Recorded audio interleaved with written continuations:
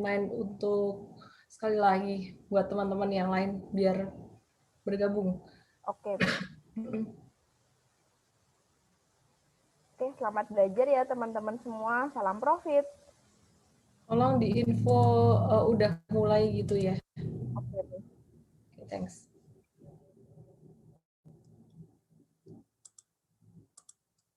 Selamat pagi teman-teman semuanya.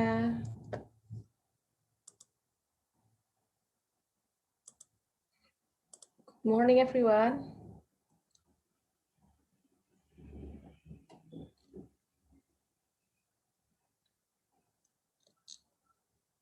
Chatnya kayaknya nggak aktif, udah nggak aktif ini. Oke lah. Oke, aku mau menyapa dulu semuanya. Selamat pagi semuanya. Chatnya aku aktifkan sebentar ya. Oke, teman-teman tadi udah diajarin cara pakai menu Q&A ya. Saya akan mulai pagi hari ini.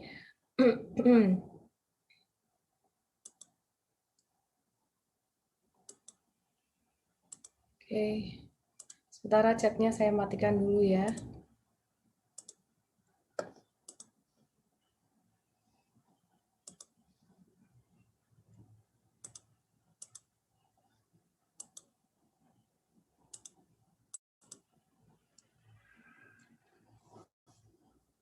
Nah, teman-teman semuanya, market akhir-akhir ini tuh sangat sideways sekali. Jadi istilahnya mau naik juga enggak, naik kencang juga enggak, udah breakout balik lagi gitu. Terus kemudian kalau turun juga nggak langsung turun dalam, nggak langsung turun tajam. Banyak yang bingung sebenarnya ini market nih mau kemana sih gitu.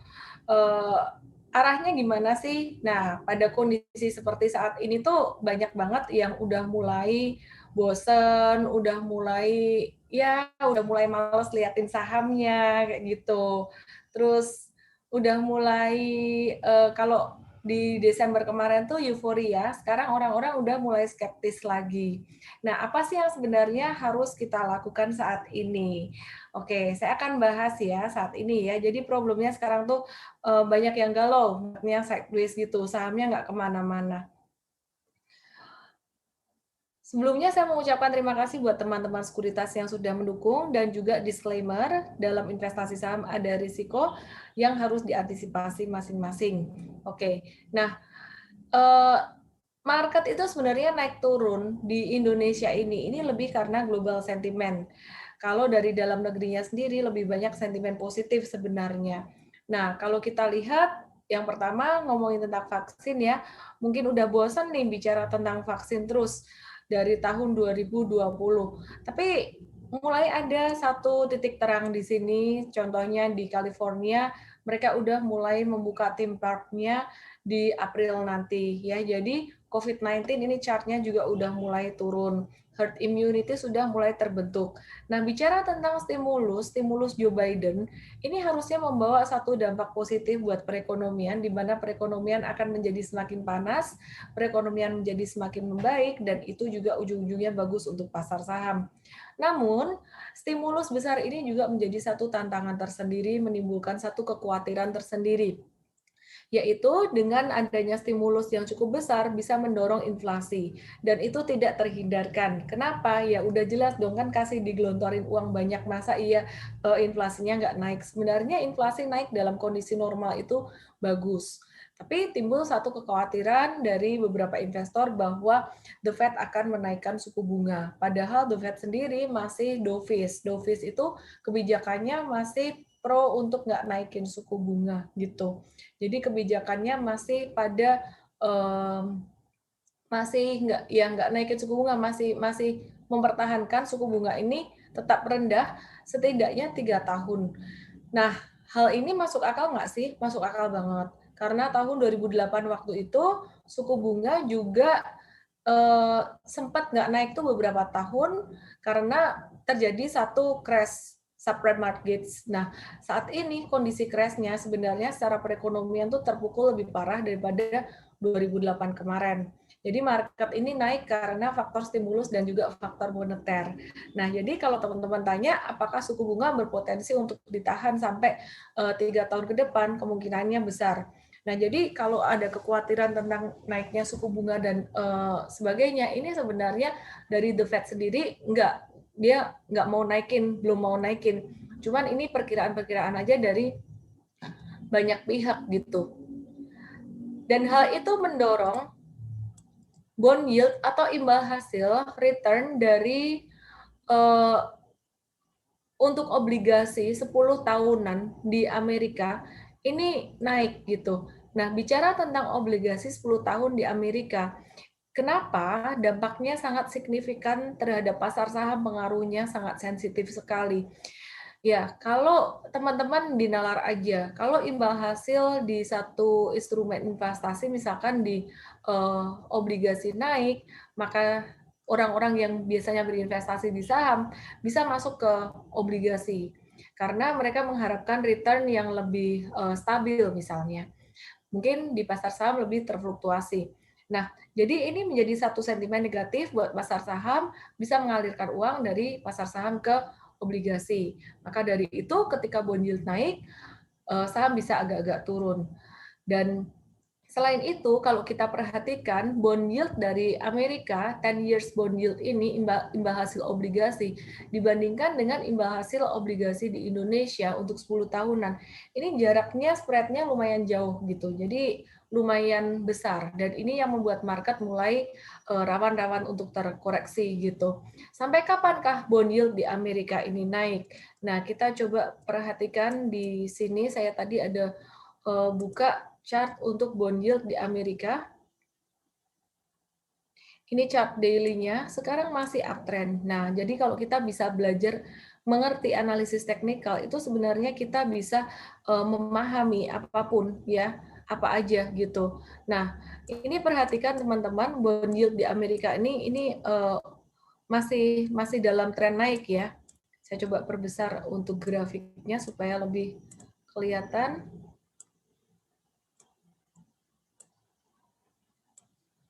Ya, ini teman-teman bisa perhatikan di sini, ini baru awal dari tren naik gitu.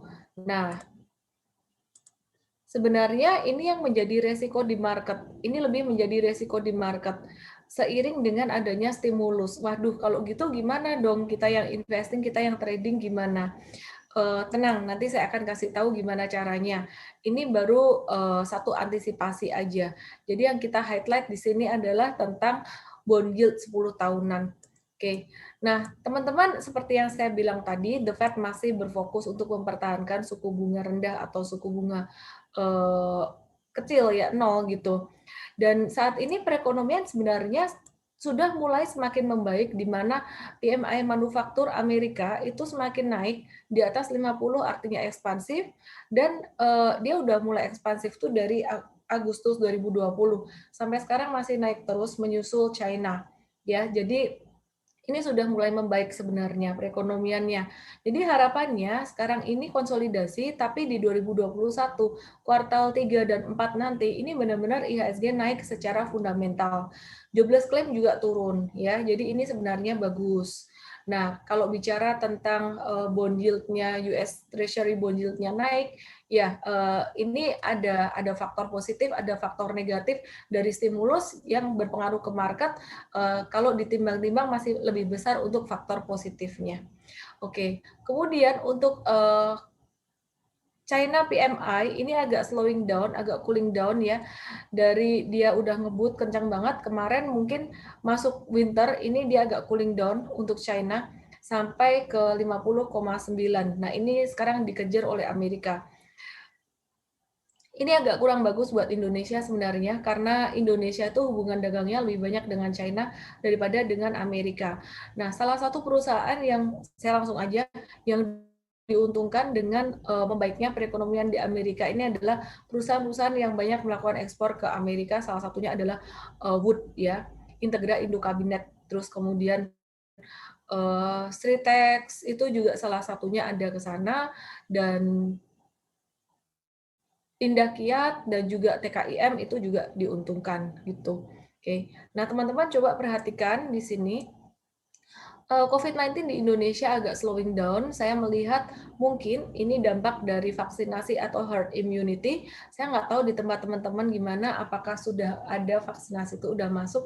Tapi di tempat saya di Solo ini udah bisa vaksinasi itu, beberapa teman, beberapa kerabat sudah mulai bisa divaksin gitu, terutama untuk yang manula gitu. Nah, akhir-akhir ini banyak saham digital yang cenderung menguat. Nanti kita juga akan bahas untuk peluang saham digital ya, dan juga untuk di dalam negeri sendiri ada sentimen tentang pendirian bank emas atau CBDC.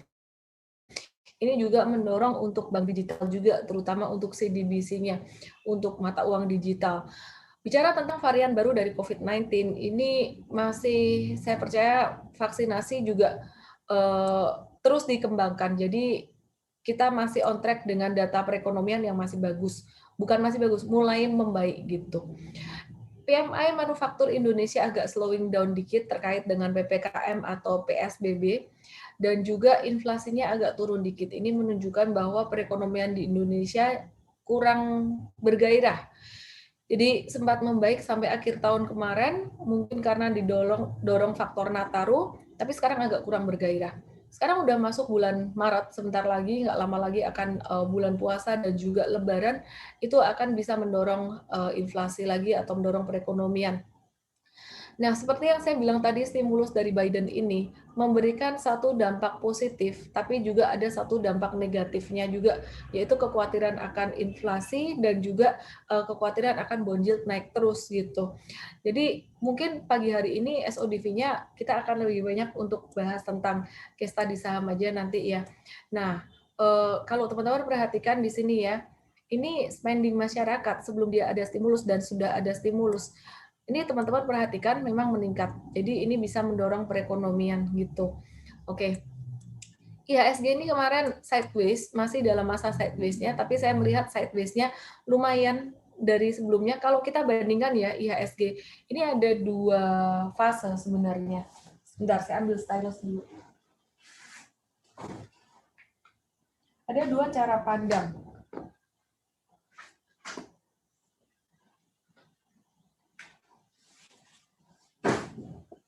Buat IHSG ini ada dua cara pandang. Ya, kalau kita bandingkan dengan di sini, ini high pertama, ini high yang kedua. Kita bandingkan, terbentuknya high kedua ini lebih rendah daripada high pertama, artinya nggak bagus. Tapi teman-teman, kalau kita bandingkan dengan high yang ini saya namain high A, ya, kita bandingkan dengan high A di sini. Ini high kedua lebih tinggi daripada high A. Artinya apa? Artinya bagaimana mentranslate grafik IHSG ini? Artinya adalah saat ini dalam jangka pendek sebenarnya market itu sudah mulai membaik, apalagi dibandingkan di sini.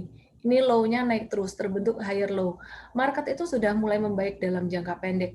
Namun di dalam jangka menengah dan dalam jangka panjang, ya, ini masih tertahan di resisten sekitar level 6.500. Jadi di level 6.500 ini, teman-teman, ini merupakan satu yang kita harus waspadai. Ya, jadi ini jadi satu resisten yang cukup kuat, kemungkinannya akan tercapai di bulan April nanti gitu. Nah, teman-teman, jadi bagaimana strategi saham di bulan Maret ini? Strategi saham di bulan Maret ini kita fokus untuk tradingnya profit taking saham-saham yang sudah overbought, dan kita juga fokus pada kalau mau beli saham-saham yang belum jalan atau baru mau jalan. Nanti kita akan kasih beberapa watchlist untuk saham yang mau jalan, dan juga kita mau mewaspadai akan rotasi sektoral karena banyak saham yang saat ini udah mulai naik tinggi. Ya, kenapa kita nggak masuk Antam untuk trading? Karena kita lihat Antam ini agak-agak udah overbought itu buat trading. Kalau buat investing sebenarnya kita kemarin ada masuk, tapi akhirnya kita exit juga buat mengantisipasi harga balik ke level beli kita. Kalau balik ke level beli kita ya kita bisa beli lagi gitu. Ya berarti kemarin kita profit taking dulu gitu. Kemudian untuk peluang bank digital sendiri gimana? Nanti kita akan pilihkan juga buat teman-teman bank yang berpotensi menarik, bank digital yang berpotensi menarik tapi belum naik tinggi gitu. Nah, kita review dulu untuk IHSG. IHSG ini pada bulan 2021 Februari 2021 ini naik 6% month on month. Yang menarik ini didorong oleh lokal retail investor. Kekuatannya sekarang udah 40% lebih dan foreign itu sekitaran 30%. Retail dan domestik, retail dan institusi untuk domestik ini sudah menguasai sekitaran 60-70% dari transaksi di bursa. Ini data saya dapat dari Bursa Efek Indonesia. Jadi teman-teman nggak usah terlalu mikirin untuk foreign. Ya, jadi meskipun foreignnya jualan, ternyata Februari kemarin tuh kenaikan harga saham didorong oleh retail. Dan kalau kita bicara tentang retail, retail ini sangat peka sekali dengan story. Diceritain tentang electric vehicle, mereka beli Antam. Diceritain tentang bank digital, mereka berbondong-bondong beli Arto gitu. Nah, kita sebagai retail, kita harus menjadi retail yang lebih peka terhadap perubahan sektoral. Nanti kita akan lihat mana yang yang udah mulai mahal, mana yang masih bisa masuk ya. Kemudian yang kedua, bond yield, meningkatnya bond yield dan depresiasi rupiah ini menjadi satu tantangan tersendiri selain COVID-19 ya. Nah, ini jadi satu tantangan tersendiri. Kemudian di bulan Februari kemarin mulai terlihat tanda rotasi sektoral di mana saham-saham defensif itu sudah mulai outperform di bulan Februari 2021. Gitu. Terus yang menarik di Februari kemarin ini banyak banget sentimen positif dari dalam negeri. Pemerintah kasih DP 0%, pemerintah kasih PPNBM digratiskan, tidak ada lagi. Terus kemudian pajak dividen juga nol. Nah, ini sebenarnya sebuah kebijakan yang sangat baik sekali dari pemerintah ya, turunan dari Undang-Undang Cipta Kerja gitu. Jadi ya teman-teman, sebenarnya kalau kita ngelihat long term-nya masih sangat bagus sekali. Mid term lah, nggak usah long term, mid term beberapa bulan ke depan tuh masih oke. Cuman memang saat ini ada tantangan dari bond yield ini aja. Nah, teman-teman coba perhatikan, ini lokal retail investor lagi, ini menjadi satu highlight. Semakin kuat ya, semakin kuat untuk retail investor dan juga BI masih menurunkan suku bunga. Jadi tren dari retail investor ini masih akan naik terus selama suku bunga masih di bawah. Nah, sebelum saya bahas untuk saham-saham apa yang menarik, kita mau review dulu untuk laporan keuangan kuartal 4 tahun 2020 kemarin udah ada tambahan beberapa saham lagi. Beberapa emiten yang menarik ya, BBTN, BRIS. Nah, BBTN ini menarik teman-teman dengan laba year on year dan laba QOQ-nya naik ya. Nah, ini revenue-nya kalau BRIS naik di revenue, tapi kalau BBTN ini dia kencang banget naik di labanya. Meskipun revenue-nya turun gitu. Artinya dia ada satu efisiensi yang sangat bagus sekali. Nah, terus I have to check juga ya untuk BBTN ini dia labanya bisa naik tinggi meskipun revenue-nya kecil. I have to check, kita akan update lagi Senin nanti. Kenapa dia naiknya bisa setinggi itu? Most likely karena efisiensi. Terus kemudian kita lihat Sido muncul, ini masih bagus. Jadi kalau kita melihat fundamental, ini lebih ke arah investing. Sido muncul ini masih bagus. Terus kemudian AALI, Astra Agro Lestari di sini. Nah, meskipun dia lambat-lambat nih di sini, tapi dia masih bisa membukukan keuntungan yang cukup oke. Nah, kalau Inco secara year on year, ini dia untung 44%, tapi QOQ-nya turun. Jadi hati-hati udah mulai agak-agak slowing down dalam jangka pendek gitu. Kesimpulannya yang menarik, laporan keuangannya yang bisa untung baik year on year maupun QOQ ada BBTN, kemudian ada Sido, kemudian ada AALI. Masih di sektor CPO, saya highlight untuk LSIP ya, labanya menaik cepat dia. Kemudian QOQ juga dia keuntungannya naik lumayan cepat untuk LSIP ini. Kemudian TPIA ini juga naik tinggi. SIMP juga. Jadi perhatikan, saya highlight untuk saham-saham CPO. Ini untungnya banyak banget, tapi dia belum naiknya tuh kayak jadi korelasinya dengan kenaikan harga CPO menjadi korelasinya menjadi patah gitu. Jadi waktu di tahun 2020 kemarin harga CPO naik, kemudian saham CPO juga naik. Ali sendiri waktu itu juga udah V-shape recovery gitu. Tapi terakhir ketika CPO udah slowing down, saham slowing down, kemudian CPO-nya naik, sahamnya nggak ikut naik gitu. Jadi sebenarnya apa sih yang membuat saham-saham CPO ini jadi agak-agak slow down, belum naik gitu? Yang pertama adalah dari yang pertama yang membuat dia agak-agak slowing down seperti halnya juga dengan Adaro, dua sektor ini yang bikin slow down adalah ESG story. Jadi LSIP dan juga Adaro ini dianggap nggak ESG gitu. Tapi kalau menurut perhatian saya sih sebenarnya ESG itu kan sahamnya juga nggak banyak ya, itu aja. Dan demand dari komoditas untuk CPO dan juga demand dari batu bara atau coal sendiri ini masih akan naik di tahun 2021. Jadi masih akan banyak permintaan, terutama jika vaksinasi bisa efektif ya. Nah, yang bikin kedua saham ini belum naik apa? Perkiraan saya sih ya investor masih menanti-nanti juga dari Amerika, masih menanti stimulus, masih menanti juga ini resiko dari bond yield kayak gimana gitu. Jadi masih wait and see juga, ada faktor dari Amerika juga selain dari ESG.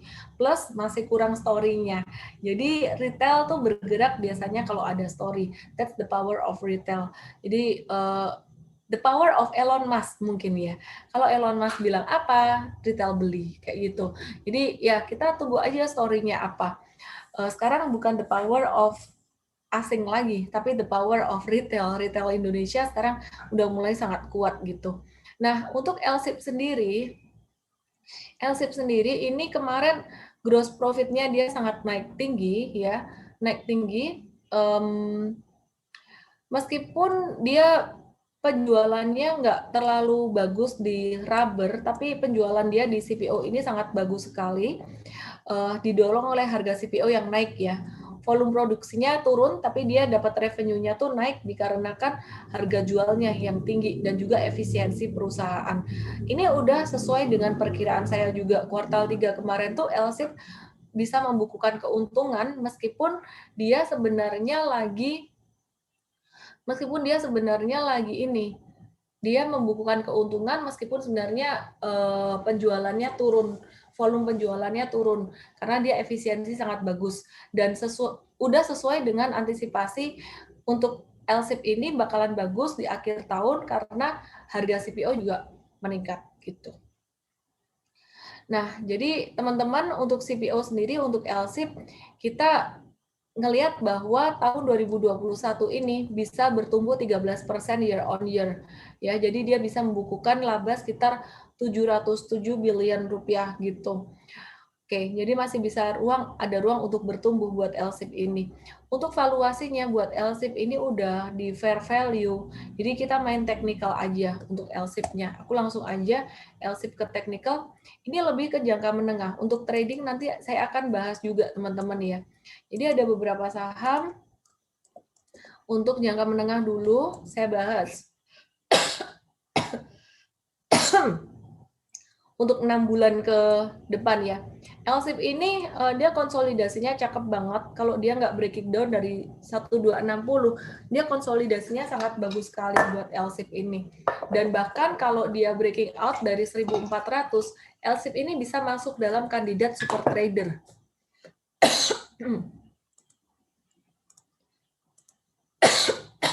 Ya, jadi sorry,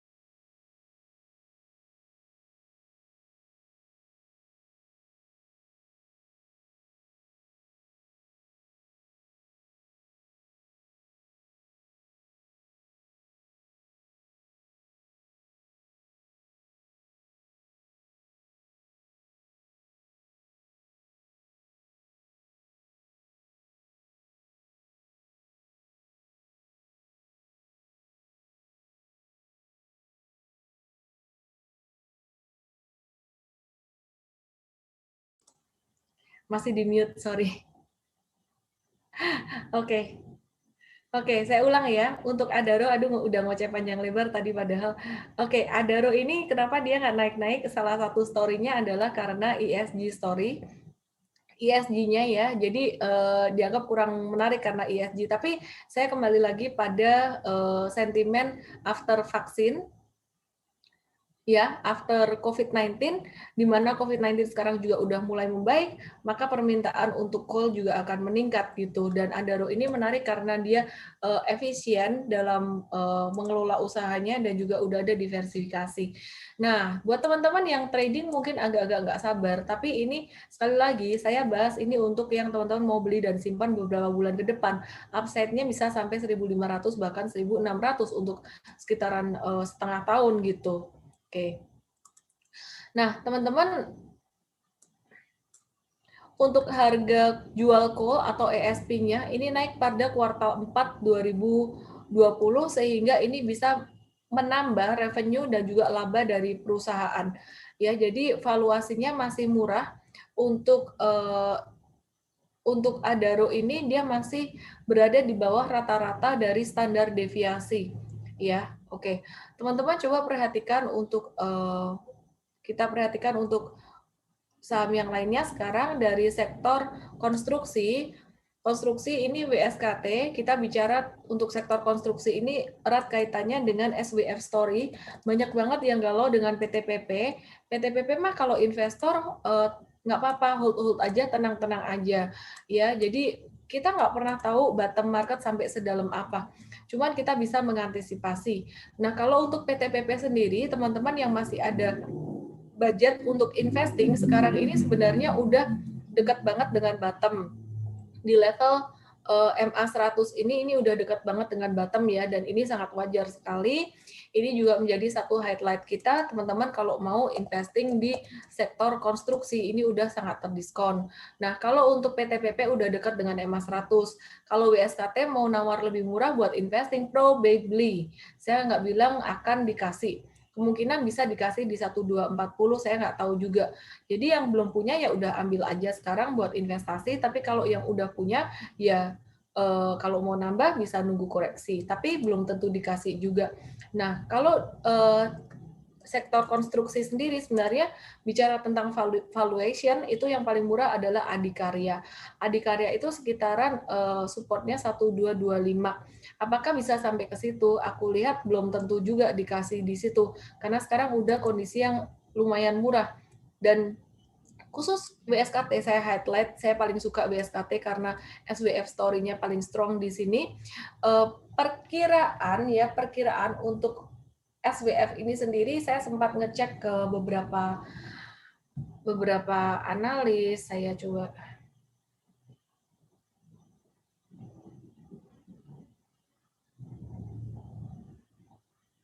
have to check ya. Jadi kalau untuk SWF ini launching sampai first fund terbentuk dan investasi targetnya sebelum Lebaran. Ya, ini informasi yang saya dapatkan. Jadi sebelum Lebaran tuh udah deket banget ya, teman-teman. Jadi ya kita lihat aja. I guess ini merupakan bottom ya. Ini udah bottom buat sektor konstruksi. Oke, kemudian RALS, ini perkiraan aku, RALS MAPI juga udah mulai jalan gitu. RALS dan MAPI ini juga udah mulai jalan ya. Nah, RALS ini masih challenging pada kuartal 4 2020 ya, masih challenging dan ini ada slow recovery karena PPKM atau PSBB diperpanjang. Yang bisa mendongkrak penjualannya adalah Lebaran nanti. Jadi kalau kita beli sekarang, kita expect untuk Lebaran nanti yang udah dekat untuk RALS perkiraan sekitaran 9.000 sampai 1.000, 900 sampai 1.000 untuk RALS. Upside-nya dalam beberapa bulan ke depan gitu. Oke.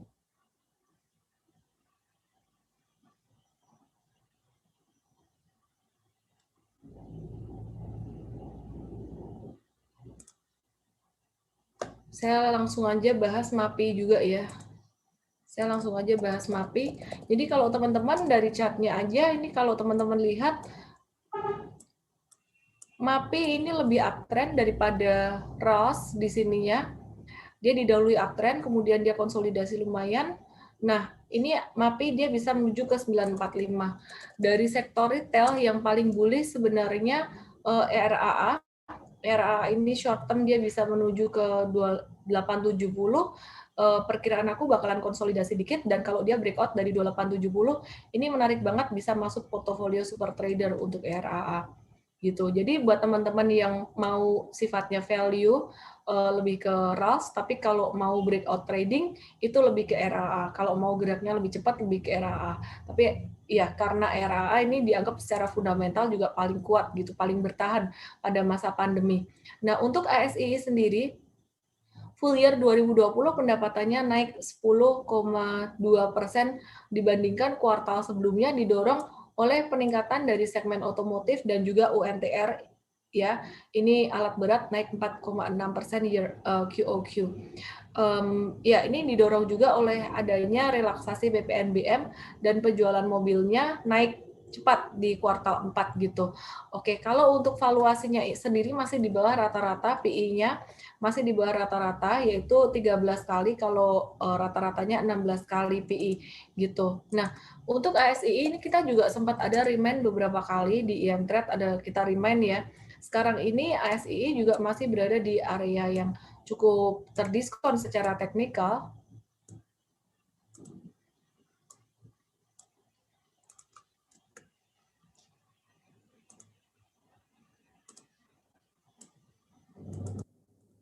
Ya, cukup terdiskon secara teknikal. Kalau kita lihat ini dari support trend line-nya. Nah, ini masih boleh masuk. Jadi sebenarnya sekarang banyak saham yang lagi menarik ya teman-teman. Kalau time horizonnya untuk beberapa bulan ke depan, Astra International ini sangat menarik banget buat saya gitu. Jadi ini dari tiap sektor udah saya pilihin.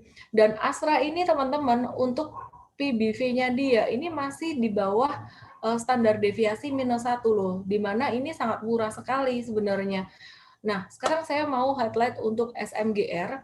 Nah, ini mungkin saya mau meyakinkan teman-teman aja ya, bahwa saham-saham yang teman-teman beli, beberapa saham yang teman-teman beli meskipun masih slowing down, tapi sebenarnya masih oke untuk teman-teman hold gitu. Nah, untuk SMGR sendiri, ini PBV rata-ratanya di angka 1,8, tapi sekarang masih di bawah rata-rata, yaitu di angka 1, sorry, udah naik, PBV-nya udah naik nih. Ini ininya belum diganti. Ini belum diganti. Udah agak naik ya. Net profit-nya di tahun 2020 kemarin bisa naik 12% year on year, artinya sangat bagus, dan kuartalan dia naik 21%. Ya, jadi ini very good buat SMGR. Yang menarik secara teknikal, SMGR ini kemarin sempat dikasih diskon lumayan murah, udah naik sih. Udah naik ya. Jadi ya teman-teman yang udah sempat beli SMGR waktu itu ya udah hold aja. Kalau misalkan belum sempat beli bisa di ASII itu tadi. Nah, saya juga mau bahas untuk SMBR. Kalau mau bicara valuasi yang lebih diskon, ini SMBR lebih diskon lagi gitu valuasinya, lebih ke PBV kalau Batu Raja. Nah, ini kemarin kita juga ada masuk untuk swing trading karena pas kena banget di level supportnya. Sekarang banyak banget saham-saham yang lagi di support gitu. Oke. Perhatikan untuk Batu Raja, yang menarik adalah labanya dia dan penjualannya dia di kuartal terakhir tuh naik kenceng. Di kuartal 3 2020, kuartal 4 belum keluar, tapi sepertinya juga akan lebih bagus gitu. Nah, ini kalau PBV-nya dia diskon banget di bawah rata-rata 5 tahunannya, jadi masih ada upside cukup oke untuk PBV-nya. Nah, sekarang saya beralih ke sektor perbankan. Sektor perbankan ini instead of kita lihat Arto terus, nungguin Arto terus, saya tertarik pada BJTN. Nanti saya akan bahas untuk BBTN juga ya. Tadi kelupaan untuk masukin BBTN. BBTN kinerja keuangannya cukup bagus, saya akan bahas juga nanti. BJTM ini dia menarik karena dia rajin bagi dividen juga ya, secara selama 5 tahun terakhir. rata-rata dividen yield-nya lumayan gede, sekitaran 7,6%, dan current PBV-nya agak di atas harga wajar, jadi udah agak-agak fair value ya, jadi udah agak mahal gitu. Cuman kita ngelihat secara teknikalnya untuk BJTM ini. Nah, ini dia di sini sempat konsolidasi, kemudian breakout, ini lagi membentuk base yang kedua. Ini base pertama, ini base keduanya. Terus perhatikan, ini resistennya 885, jadi kalau nanti breakout dari 885 dia bisa menuju ke 970. Kita ngelihat ini koreksi normal aja untuk BJTM ini. RALS, tadi saya udah bahas untuk RALS, ICBP. Sebentar, saya mau sebelum ke ICBP, saya mau ke saham trading dulu sekalian ya. Tadi saham buat 6 bulan, sekarang saham tradingnya. Sekarang saham trading. Nah, teman-teman pasti udah penasaran kalau buat trading gimana. Disclaimer dulu buat teman-teman ya semuanya. Ini kita akan kasih tahu untuk aksi beli jualnya melalui IM-Trade. Jadi bukan semua langsung diajar beli besok gitu. Ada beberapa yang kita udah beli, ada yang beberapa kita belum beli. Mika, ada beberapa untuk buy on weakness, beberapa watchlist untuk buy breakout. Nah, untuk Mika kemarin kita ada buy on weakness, kemudian ketika breaking down dari MA 100, ini kemarin kena stop loss, but anyway kita akan ada kemungkinan untuk buyback lagi, mengingat dia beberapa kali kita perhatikan, kok dia breakdown, habis itu dia mantul lagi. Ya, kemarin belum ada candle hijau, tapi kita ada kemungkinan untuk buyback lagi, kita masukin dia ke watchlist. Ya, namanya aja trading ya. Kalau nggak mau banyak beli jual, lebih pilih ke jangka menengah. Ya, tapi resikonya jangka menengah, kalau ada fluktuasi, kayak misalkan Anda beli PTPP atau BSKT, udah beli kemarin, terus ini ada koreksi dikit, ya mesti harus mentalnya kuat untuk nge-hold. Saya sih masih hold-hold aja. Oke, terus kemudian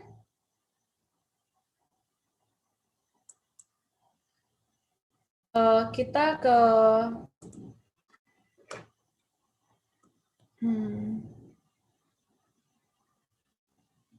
kita ke saham-saham yang buy on weakness dulu. Ya, kita coba bahas LPPF, GIAA, dan KRAS.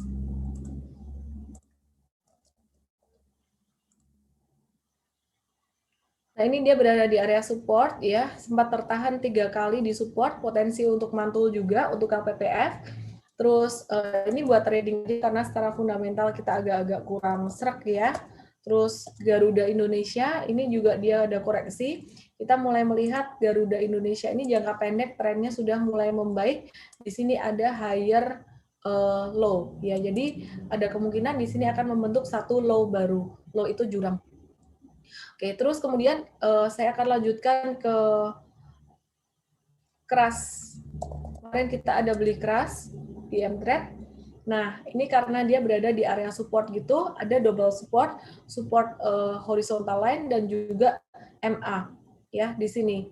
Nah, ini ada potensi untuk naik dalam jangka pendek. Cuman kalau untuk KRAS ini agak-agak risiko ininya lumayan tinggi fluktuasinya. Nah, kalau udah masuk trading harus siap dengan risiko trading ya, cut loss kayak gitu-gitu. Terus kemudian GJTL dan Agro kita coba lihat.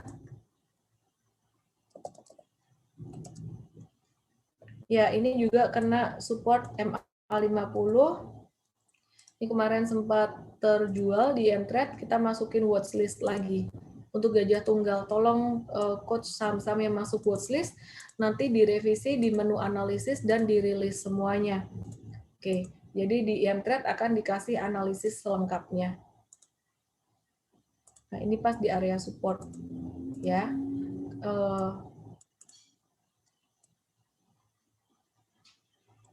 Ini GJTL, Agro.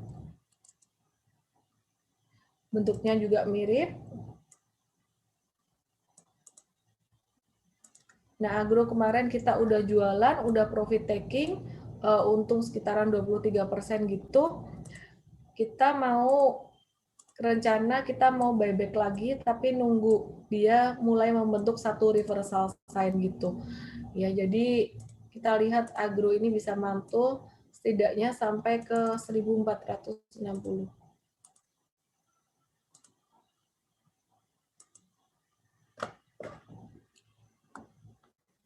PTPP, SMBR, SMGR.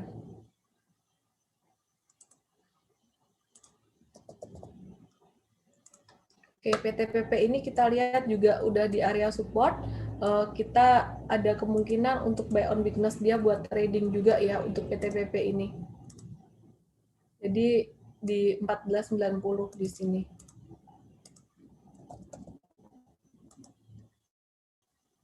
Nah, ini SMBR udah keluar ininya, kita udah beli kemarin, ada beberapa yang kita udah beli. Terus SMGR tadi juga udah dibahas. Ini pas banget di area support. Coach kalau ngasih path jangan langsung ketinggian, nanti user over ekspektasi ya. Coach Jose dan coach semuanya. Gracia semuanya. Coach Yana ya, kasih path-nya satu resisten aja. Takut user over expectation. Oke, terus kemudian PTPP, SMBR, SMGR, WIKA, WIIM, SMGR. SMGR udah, berarti tinggal WIKA dan WIIM.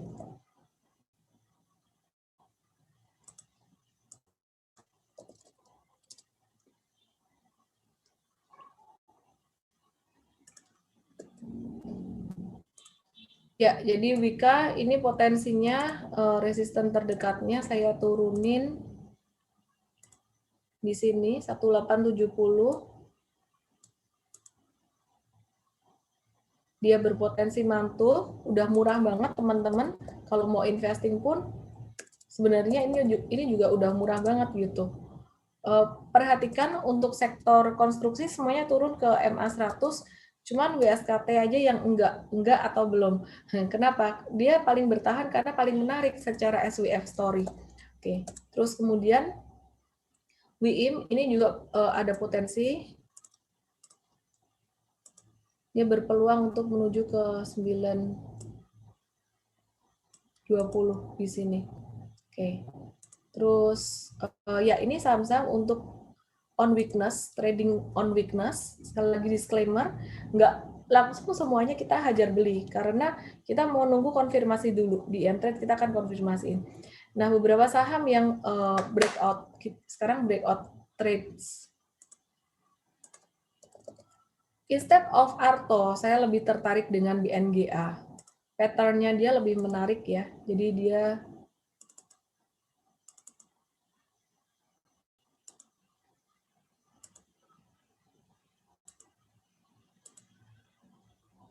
Oke. Nah, ini jadi perhatikan teman-teman di sini.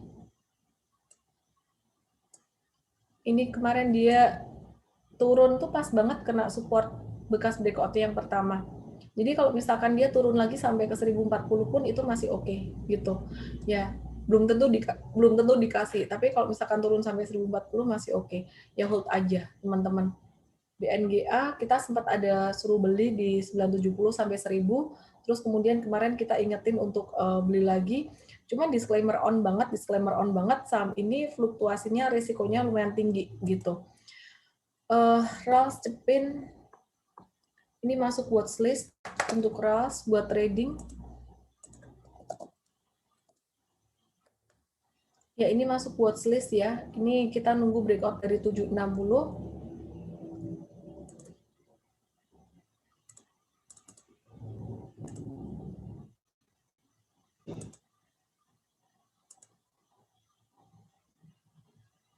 Kalau dia breakout dari situ, akan menuju ke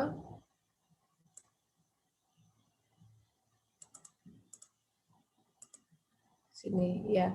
Akra Mapi Java. Cepin ya, Cepin.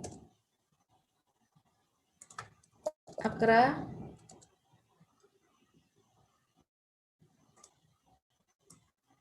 Masih wait and see aja sih. Cepinnya juga masih wait and see. Jangan dibeli dulu ya. Kita masih wait and see. Saya coba cariin yang strong.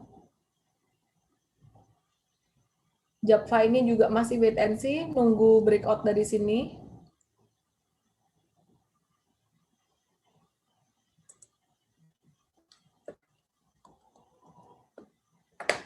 Sebenarnya kalau yang breakout ini nggak terlalu, buat saya lebih menarik yang trading weakness sebenarnya. Nah, Integra Indo Kabinet ini juga menunggu breakout dari masa konsolidasinya gitu. Oke, itu yang buat trading teman-teman. Jadi aku summary lagi. Ini yang tadi aku bahas buat cyclical kurang dari 1 tahun, beberapa bulan ke depan. Dan yang menarik, sekarang masih bisa entry. Kemudian ini buat yang trading, watch list-nya. Be very careful buat yang trading, market volatilitasnya sangat tinggi. Kemudian untuk saham defensif, ini bisa masuk sekarang ini, tapi untuk rentang waktu yang cukup lama. Perkiraan aku akan terjadi rotasi sektoral ke sini. Oke. Ya, itu tadi ya teman-teman ya. Saya coba mau masuk ke tanya jawab saham. ACI udah aku bahas, dari Bu Maria, BSDE, Aces, Adaro, Pegas. Adaro udah aku bahas tadi, jadi tinggal BSDE, Aces, dan Pegas.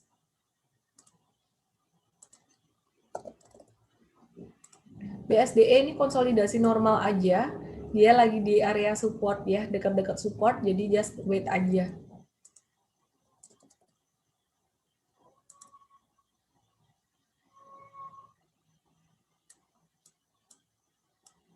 Nah, kalau buat Aces ini lagi di area di bawah sih, sebenarnya lagi consolidating di bawah.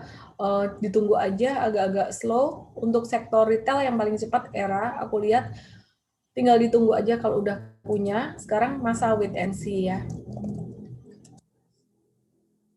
Pegas juga sama. Pegas ini masuk ke watchlist juga. Tolong ditambahkan coach Pegas masuk ke watchlist untuk buy on weakness gitu. Kemarin sempat kena stop loss, tapi di sini udah mulai lagi untuk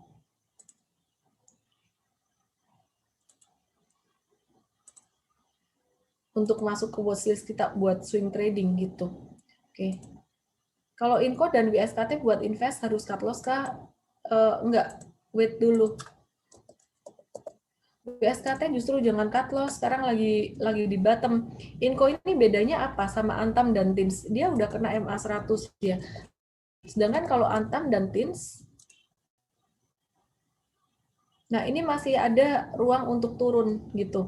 Tins ini masih ada ruang untuk turun. Jadi Inco ini udah istilah kata udah duluan turunnya. Nih, masih ada ruang sedikit untuk turun ke sini. Cara tarik Fibonacci gimana? Ditarik dari extreme high ke extreme low.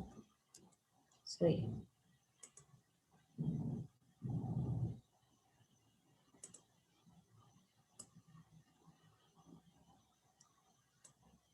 Ditarik dari extreme high ke extreme low. Ya, jadi teman-teman ini cara tarik Fibonacci kayak gini. Tinggal dilihat kalau di atas harga itu namanya resisten, di bawah harga itu support. Jadi fungsinya sebenarnya mau tahu kalau di uptrend tuh mau tahu dia bisa turun seberapa jauh. Kalau dipasangnya pas lagi downtrend, ini mau tahu seberapa jauh dia bisa memantul naik kayak gitu. Cost time frame-nya nggak ada yang per hour. Nggak cocok kalau saham per hour. Mungkin lebih ke Bitcoin atau Forex ya. Paling bagus moving average berapa? Kalau di saham kita pakai 20, 50, 100, dan 200. 20 itu dasarnya dari 20 hari perdagangan selama sebulan. Yang penting jangan terlalu dekat aja antar tiap MA. Bedanya Fibonacci retracement for decline sama Fibonacci linear gimana ya? Pakai yang Fibonacci retracement aja. Nanti terlalu rumit malah Pak Theodorus bingung gitu. Tenny, terus yang udah kita bikin kenapa selalu terhapus padahal udah di save. Oh, charting ya? Saya juga nggak tahu. Mungkin belum memungkinkan untuk nge-save ya. Jadi di screenshot aja kali. Tolong nanti diinfo ke tim tech juga, coach ya. Saya nggak tahu ini bisa nge-save nggak untuk chat. Coach, kalau URD Wijaya, kalau aturan pasang stop loss, apakah selalu 1-2 tick di bawah support terdekat? Jangan. Untuk swing setidaknya 5%, super trader maksimal 10%. Jangan terlalu dekat di bawah support, nanti apalagi market lagi sangat volatile. Jadi kita mengevaluasi juga dari Mika kemarin itu breaking down, kita baru loss sekitar 3%, dia mantul naik lagi. Jadi kita mesti kasih ruang yang agak besar. Tolong dibuatkan video tutorial untuk menggunakan chart dong, noted coach, tolong dicatat ya coach. Oke. Vincent Wijaya, apakah jika bandar masuk atau keluar dalam suatu saham, maka harga saham tidak akan terkontrol? Nggak gitu juga. Jadi harga saham bergerak karena supply and demand, bukan karena kalau bicara tentang bandar itu adalah mungkin orang yang beli dengan tujuan untuk memainkan harga. Sedangkan yang menggerakkan harga saham, supply and demand itu tidak harus selalu bandar atau orang-orang nakal. Bisa juga investor yang memang sengaja pengen beli gitu. Dedi Tantono, ada beberapa cut loss memang, tapi cut loss-nya ya kita memang harus lakukan secara sistem mau gimana kalau marketnya lagi sideways. Sebenarnya ada beberapa saham yang juga kemarin kasih profit lumayan gede kayak ASSA, ya kita call ASA, kemarin sempat floating profit 30%. Untuk ASA sendiri aku mau update teman-teman. Ya, mungkin pas yang diikutin pas yang cut loss gitu. Kalau pas yang cuan, nah ini ASA kita ada beli dari 1210 sampai dengan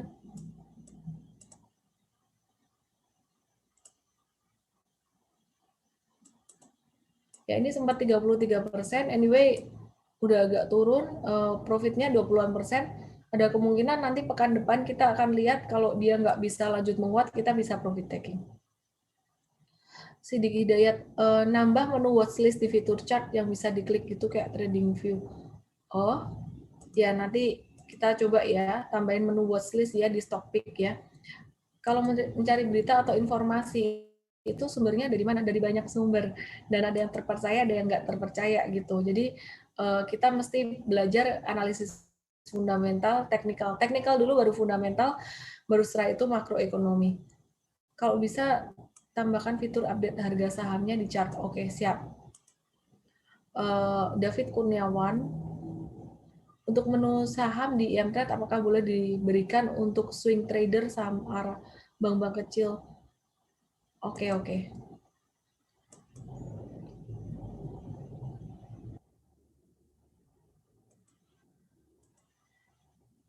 Morning, Miss Morning. Jeffrey Anderson, boleh analisa Antam, Mika, WSKT tadi kayaknya udah semua ya. Hoki udah cut loss, apa sisanya? Oh, Hoki ini sebenarnya ada yang menarik. Kemarin itu kita beli Hoki, terus kemudian dia ditarik turun kan, kita ada cut loss di sini kan. Nah, ini Hoki tolong dimasukkan juga, tadi ada Pegas, ada Hoki, ini berpotensi juga nih, potensial untuk BOB lagi di sini. Gitu. Jadi untuk Hoki ya, ya kita masuk bid and see. AGI ada jalan, apakah masih bisa masuk? Termasuk AGII. AGII ini juga menarik untuk on weakness sebenarnya. Kemarin kita sempat ada keluar kan AGII kan. Nah, tapi ini pas dia di area support juga gitu. Jadi sebenarnya sekarang ini banyak banget saham-saham yang lagi di area support.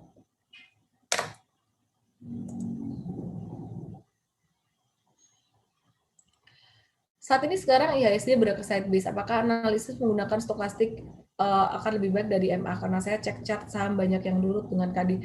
Enggak juga gitu loh. Kalau saham sideways tuh pada prinsipnya sideways itu kondisi zigzag.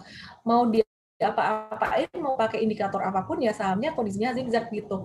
Mau ngapain? Mau manfaatin momen pada masa zigzag. Caranya adalah dengan buy on weakness. Kalau misalkan mau manfaatin kayak gitu, dengan buy on weakness benar-benar nunggu di support yang sangat kuat banget gitu. Contohnya kayak kemarin trading AGI, terus kemudian ya kemarin ada beberapa yang berhasil, ada yang tidak gitu. Contohnya Hoki itu juga termasuk yang failed kemarin, breaking down. Nah, namanya aja trading ketika sideways itu resikonya lebih besar daripada ketika uptrend. Bahkan menurut saya trading sideways itu lebih berisiko daripada ketika market downtrend. Karena kalau downtrend kita benar-benar tahu oh ini trend turun. Tapi kalau sideways tuh kondisi yang 50-50 banget yang paling susah ditebak banget gitu.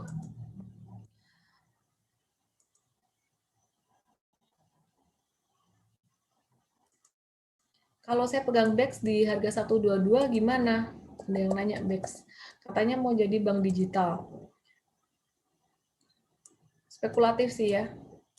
122 ini spekulatif banget sih, dia baru bangun. Ya memang patternnya kayak mirip kayak saham-saham perbankan kecil-kecil yang lagi hype karena digital, tapi kita belum dulu deh. Nanti nunggu volume transaksinya udah agak-agak tinggi gitu.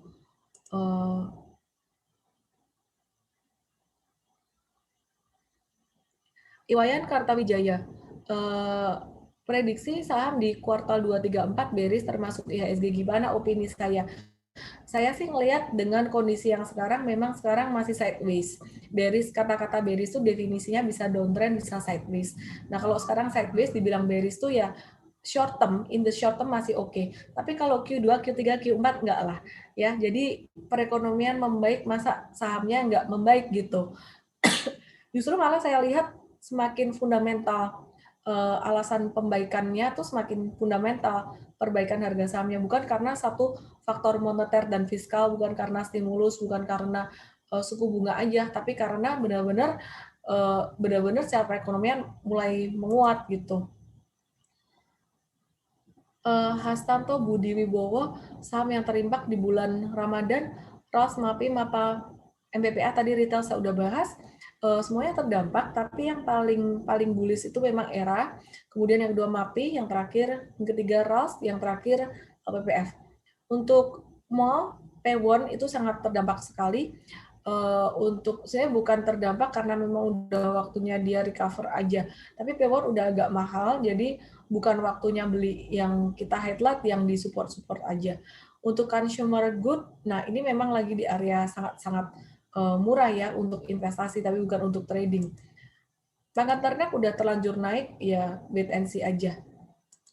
Cara menghitung standar deviasi, aduh saya aja nggak tahu rumusnya ngitung standar deviasi itu ada rumusnya. Lihat di yang trade aja lah, lihat di ini chartnya aja ya. Ini udah by system semuanya, di Entret udah dihitungin by system gitu.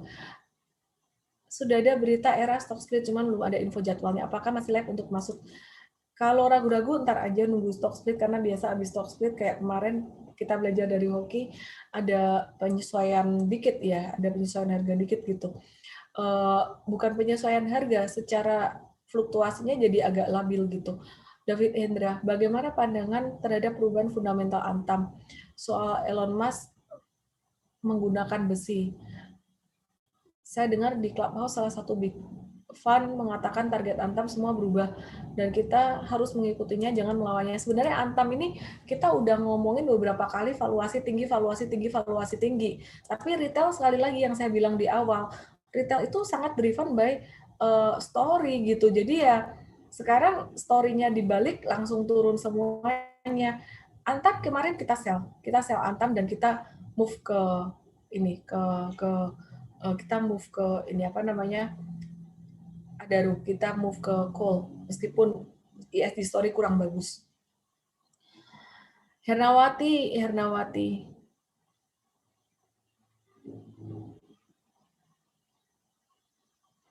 bolehkah dikasih tahu sahamnya apa untuk Bu Hernawati? Karena untuk saham-saham yang sifatnya untuk investing ini masih ngehold, kayak contohnya ya, misalkan saham-saham konstruksi turun, itu saya bilang konstruksi turun masih oke, sabar aja dulu. We just need one more patient ya, kita harus sabar, kita butuh sabar. Sabar itu bukan karena tidak ada harapan di depan. Sabar itu karena kita tahu bahwa sebenarnya ke depan ini arahnya perekonomian akan membaik. Kalau cooling down saat ini memang tantangannya karena bond yield yang masih naik ya. Jadi ya itu yang kita perlu antisipasi itu aja. Tapi ke depan perekonomian masih akan membaik gitu. Aduh, untuk film aku nggak komen deh. Saham film. Ya Ibu Hernawati sabar aja ya, mungkin bisa ditulis saham-sahamnya di menu Q&A gitu.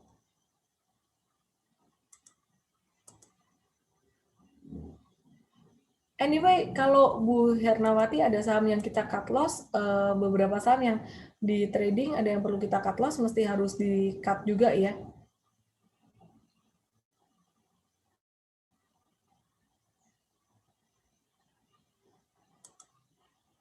Pak Santo, kalau rotasi sektoral gimana maksudnya? Rotasi sektoral artinya untuk sektor consumer good itu udah mulai ada tanda-tanda di akumulasi gitu.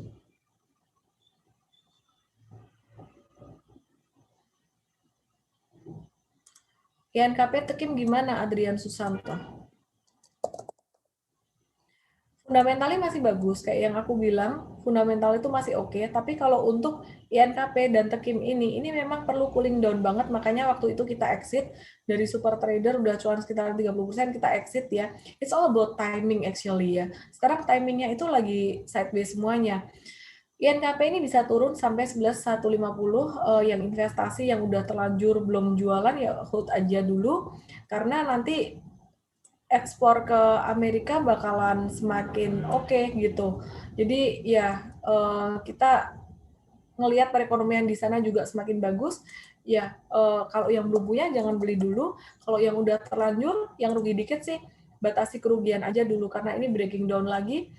Yang investing yang udah punya di atas mungkin ya gimana ya, kurangin posisi dikit dulu deh karena masih bisa turun ini. Kurangin posisi dikit. Lebih arahnya masuk ke saham-saham di support. Hamzah, Miss yakin dari mana Adi dan BSBP bisa naik di Maret padahal sekarang lagi anjlok dalam. Memang saya ada ngomong dia naik di Maret ya. Saya ada bilang Adi dan BSBP sekarang lagi murah. Saya bilang kok BSBP, BSKT. Saya ada bilang saham-saham konstruksi sekarang lagi murah. Prinsipnya adalah ketika kita berinvestasi, si John Templeton bilang, the bull market born on pessimism, grow on skepticism, mature on optimism, and die on euphoria. Kita beli saham bukan pas lagi optimis dong. Kalau pas lagi optimis harga saham udah naik, itu artinya udah mau die on euphoria. Jadi kita mesti berpikir bagaimana big fund berpikir, mereka tuh masuk ketika justru malah lagi diskon, ketika market lagi takut. Caranya gimana? Bukan asal beli diskon, bukan asal beli di valuasi murah, karena takutnya nanti kena value trap. Jadi yang perlu dilakukan adalah beli dengan melihat potensi ke depan, ya, beli dengan melihat proyeksi ke depan ya secara forward looking. Untuk WSKT sendiri dia juga lagi ada tender offer yang tadi aku bilang sekitaran 7 triliun, itu kemungkinan dia dapat tendernya sekitaran 2 atau 3 triliunan dan itu sangat berpengaruh sekali untuk ke depannya bisa membantu dia punya perolehan proyek cukup bagus gitu. Ini yang ngingetin suara hilang banyak banget. Saya sampai scroll ke bawah. Sorry ya. Banyak sekali pertanyaannya.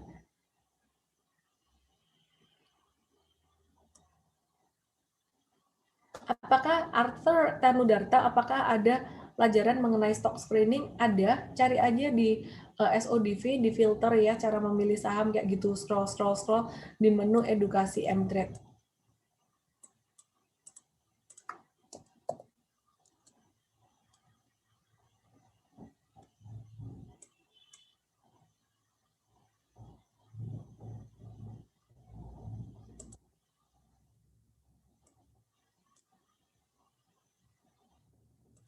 Ya, ini di technical juga ada, di seminar juga ada. Kalau mau cari untuk memilih saham di sini ada banyak sekali, bisa di search juga.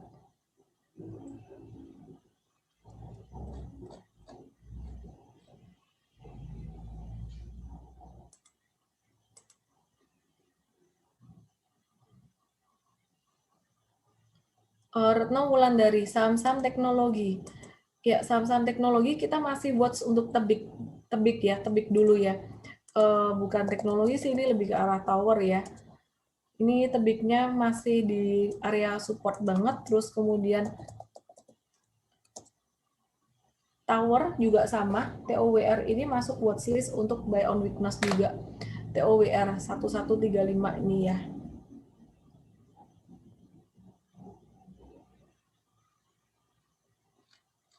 DJTL RAS tadi saya udah bahas. Oke. Kayaknya pertanyaannya udah mirip-mirip semuanya ya. Farah, bagaimana dengan MDKA? Aduh, mana tadi? Jika stimulus keluar, bagus dong, bisa naik. Dan obligasi naik terus, bukankah? Mana tadi? Jika obligasi naik, harga emas akan turun. Dia lebih related ke stimulus story ini ya. Jadi kalau bicara tentang obligasi, bukan cuma harga emas yang turun, tapi saham secara general gitu. Oke. Itu aja dari saya, teman-teman, semoga bermanfaat. Jangan lupa kasih review positif di aplikasi kita, kasih bintang 5 jika teman-teman puas dengan layanan kita, dan juga berikan ketik-ketik review positif sehingga bisa memberikan semangat untuk teman-teman yang masih pemula dan juga untuk all team kita juga. Ya, jadi be very patient, market lagi sideways, tetap dipantau, tapi tenang aja. Jadi dengan melihat seminar ini, semoga semakin banyak conviction dan keyakinan. Saya Ellen May, semoga bermanfaat, dan salam profit. Oh ya, kita lagi welcoming our new komisaris, Pak Alpino Kianjaya.